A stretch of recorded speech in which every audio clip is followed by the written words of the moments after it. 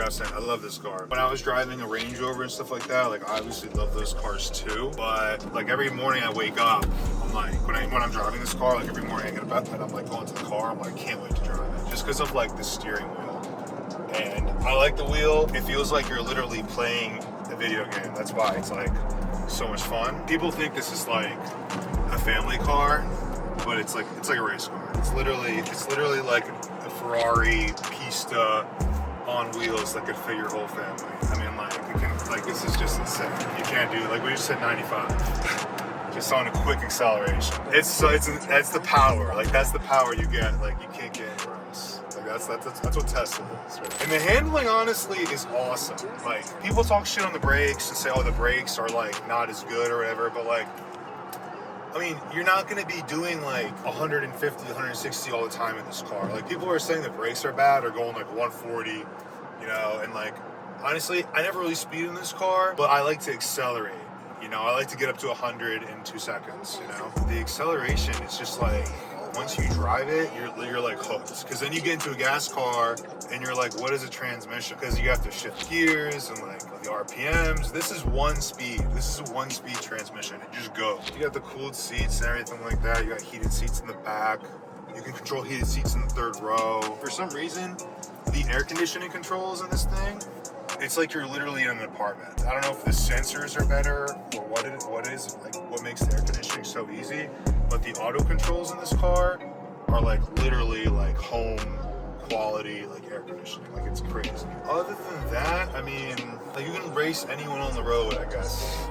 That's pretty much it. Like, so the long range has the same, not the same, but it has a similar power feeling, like a similar punch. The range is the main difference. You're gonna get more range in the long range. You're gonna get about 40 more miles, 40 to 50 more miles. But I guess you could say maybe the suspension is more fine-tuned in this car, but that's pretty much it. The carbon fiber actually decor comes standard in a Plaid. So the long range is wood grain, which to me is kind of ugly. Not a huge fan of the wood grain. The Plaid is becoming this kind of the same price as the long range, but I think the Plaid is a better like value buy. But personally, I'd rather be in a Plaid just because, I mean, the extra power to some people isn't worth it, but like I enjoy having the extra power. Yep.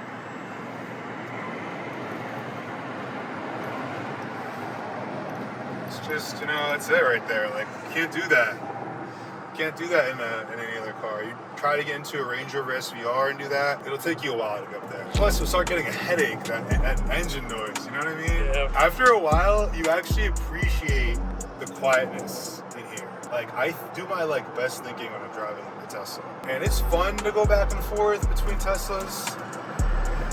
And just like you gotta do a quick overtake, you know, like that, you're done. That's it, you did it. You know, out of traffic. Driving the Defender the other day, it's a V8, but like it's not as aerodynamic and it's not as powerful. Like it's powerful, but you can't do that. Like, you'll risk your life trying to just like overtake four 18-wheelers. This is Autopilot. This is full self-driving, so I'll put it in right now. You can't go faster than 85. So that's it. Where people always are like, Autopilot, full self-driving, like what's the difference? You get lane changing, so like if I wanted to change lanes right now, if I had full self-driving, I could change lanes, which is just a push of a button. Not the biggest, you know, deal breaker. I personally don't like the full self-driving because I would never be qualified to drive to do the city streets because you have to qualify with safety scores and you have to be like a safe driver, and I like to speed. I like to push on the brake, right. You know, so they would not qualify me for the full self-driving beta on city streets. And if you pick up your phone, like that's a fault. Like you have 3 faults and they drop you from the full self-driving city street beta. So to me, like city street is the only thing that's worth it. If you are a city driver and you want to be able to not drive, then yeah, the full self-driving, go for it. But like I'm not in the city. I'm driving like going to my house, going to work. Like that's like maybe a 20-mile trip each way. So to me, it's not worth it. And now it's at $15,000. It started at $7,000. So I was gonna own a Tesla. I wouldn't get it. And now there was a time where I was like, oh, I wish this car had full self-driving, because my favorite feature on full self-driving is the stupidest thing. It's the stupidest thing. You go to Autopilot, and it's the green traffic light chime, which is now available on all basic Autopilot software. So that is basically, if you're at a red light and say you're looking down on your phone, like a lot of people are, and then the light goes green, the car chimes, ding, and then you go. Okay. So that was my favorite feature, and now I have it. So now I don't need full self-driving. So you're gonna pay $15,000 for this? I was gonna pay $15,000 for the day. That was my favorite.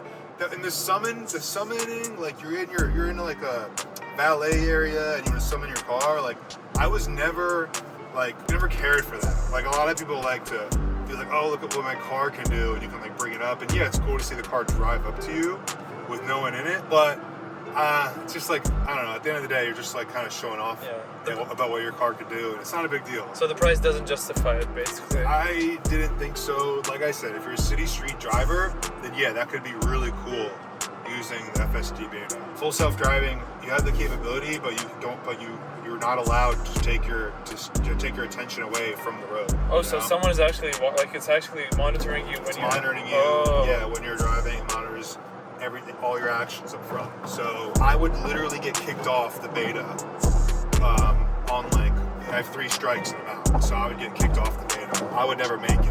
Right. I'd have to be like, all right, I don't want to drive, but I want to look at the road. To me, like, it's not worth it. No, Autopilot is perfect. Otherwise, might as well drive, right? Yeah, might as well drive. Like, I'm just like, might as well drive.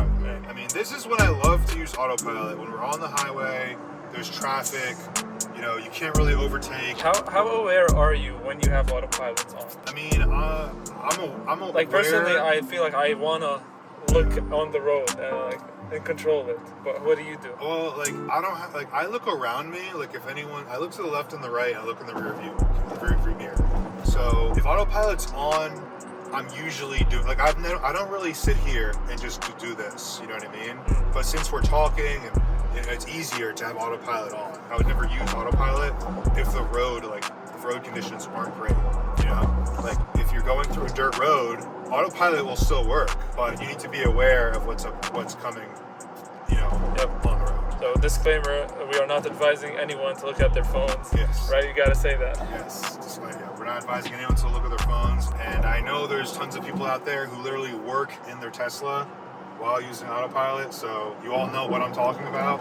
But yeah, don't be on your phones while you're using Autopilot. There we go. If you guys are enjoying this video, please be sure to like, comment, subscribe, and hit me up in the comments on what I should review next.